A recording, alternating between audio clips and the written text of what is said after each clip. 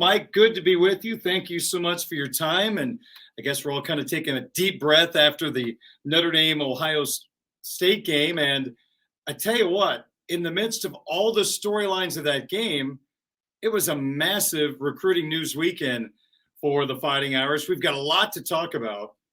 So let's dig in first with a Georgia defensive line commit. That catches your attention right away, considering who they've recruited the last few years. But Nnamdi Ogboko visited Notre Dame. The significance. Yeah, I want to quickly touch on a point you made about, they lost, did the Fighting Irish, but great recruiting weekend for Notre Dame. And the biggest worry for me going into the weekend was, two things. Is Notre Dame going to get blown out? That's obviously a disaster. And two, is it going to be a sea of red? Neither happened.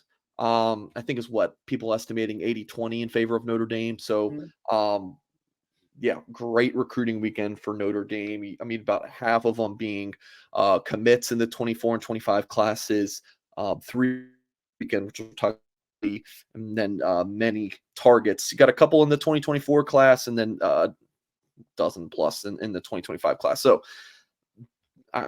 there was a lot of hype coming into the weekend, Darren, about maybe a surprise visitor for Notre Dame, and it was Ogboko, 6'4.5", 355 pounds, Darren. He committed to Georgia in June after taking official visits to Florida, South Carolina, and Rutgers. Really interesting thing about him, Darren, started playing the game of football in June of 2022.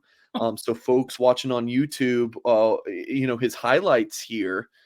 I mean, this is junior film. This is his first year playing football that you're seeing. So really interesting prospect already, just based off, how young he is to the game of football. And then his huddle highlight tape is titled "The Nigerian Nightmare." I love that, Darren. I mean, he is not someone, if I'm a running back or a quarterback, I want to see coming at me with his size. In terms of his recruiting process, Darren, again, took those official visits, commits to Georgia in June, and then in early September, Notre Dame started, at least that's what I believe, maybe late August, Notre Dame started to look at, hey, who can we add with an extra spot we have in our 2024 class? And I'd basically been told they were looking at a big-bodied person, whether that's a defensive lineman, some big freak edge, something. That's what they wanted. And Ogboko is who, Notre Dame, kind of zeroed in on. They've been in communication for a few weeks.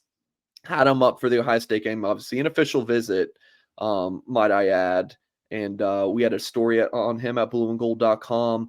Our local guy in Raleigh area, Ethan McDowell, who covers NC State recruiting, stopped in at the high school Tuesday morning and talked to him. So we have that interview up at blueandgold.com. And, I'll let folks read that article, but also just mention, Darren, I think Notre Dame's put itself in a decent little position to pull off a flip here. He says he's still committed to Georgia. But, I mean, follow the visits. Took an official to Notre Dame, so I'm guessing he's serious about the Fighting Irish. You don't want to tick off the two-time defending national champs, just for the sake of, taking a visit, right? Just for poops and giggles. You don't take that official visit. So I think he's actually serious about Notre Dame. We'll see where it goes from here. But Notre Dame is going to keep battling here. 6'4.5", 355 pounds, Darren. This kid is massive. Notre Dame's already got a really good defensive line class. And they already got a really good nose tackle as well, Sean Sevillano. So I think that, you just add another beast of an interior player on top of that. Could be a really good get here for the Irish if they pull it off. For my radio audience, I know Mike mentioned he's 355.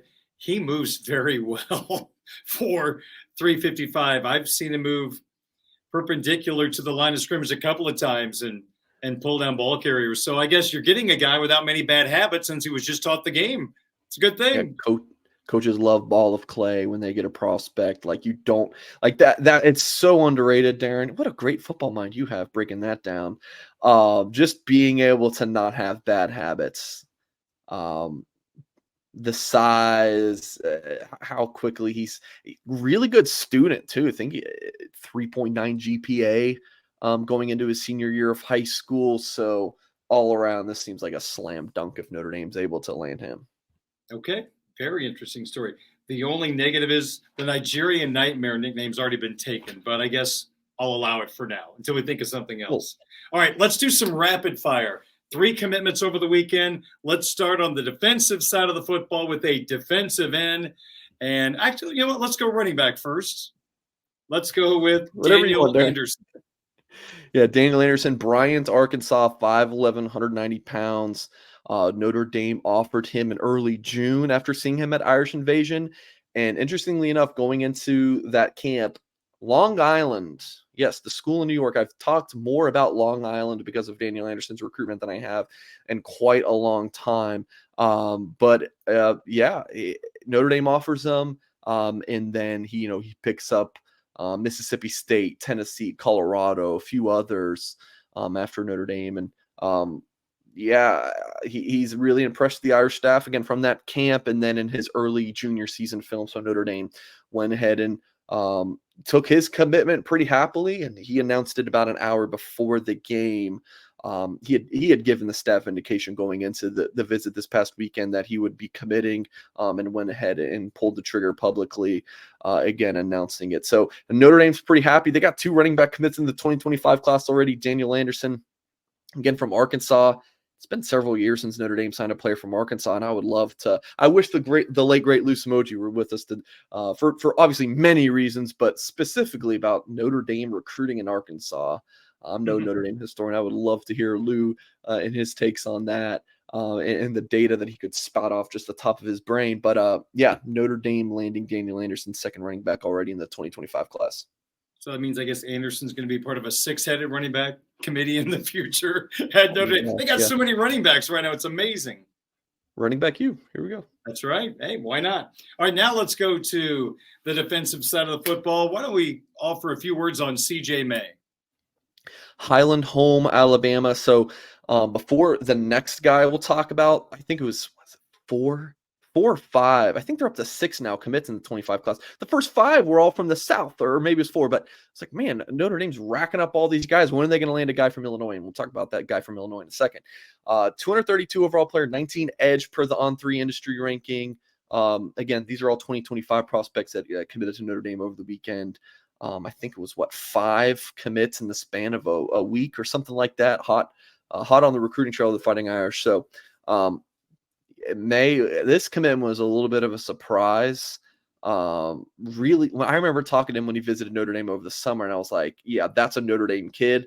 I had a hard time seeing him leaving the state of Alabama for college and kind of leaving SEC country, but he told Blue and Gold's Kyle Kelly that he was really favoring Auburn and Notre Dame.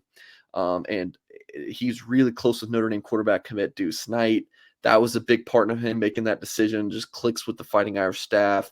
Again, a Notre Dame kid. So big time prospect, Auburn, Tennessee, Georgia, also among the schools that offered him. But he announced his decision for Notre Dame, and it was about 10 minutes after the clock hit 0-0. Notre Dame losing to Ohio State, and he's still all in on the Irish. So I'll be seeing him soon, Darren. Really looking forward to seeing him in person for the first time next week. All right, let's stick along the defensive line. And Joseph Reef also said the words Notre Dame this weekend. Yeah, that was on Sunday evening. He told us Notre Dame staff that he wanted to commit. This one was Anderson's was expected. Mays was a surprise. I would say Reef is somewhere in between there. We thought that Notre Dame was the leader here, and he went ahead and announced his pick of the Fighting Irish on Sunday evening. Listed at 6'5", 230 pounds. I'm told he's up to 240, and he'll play closer to 270, 280 at Notre Dame. Whether he's that big end or he's a 3 tech. Notre Dame's pretty excited about him. So he camped at Notre Dame in mid to late June. And I was told that Marcus Freeman was watching him, and he went over to his staff and said, why the heck haven't we offered this kid? And he might not have said the word heck. It might have been, a different word. And Notre Dame offered him at that point, and they really prioritized him. So I think it was in May he picked up his first offer or something. So Reef is really starting to, just in the past few months, blow up as a college football prospect. So Reef and Anderson, both evaluations for Notre Dame. They saw him in person. I saw those guys in person, decided to go after them hard, and then ended up getting them locked up here in September.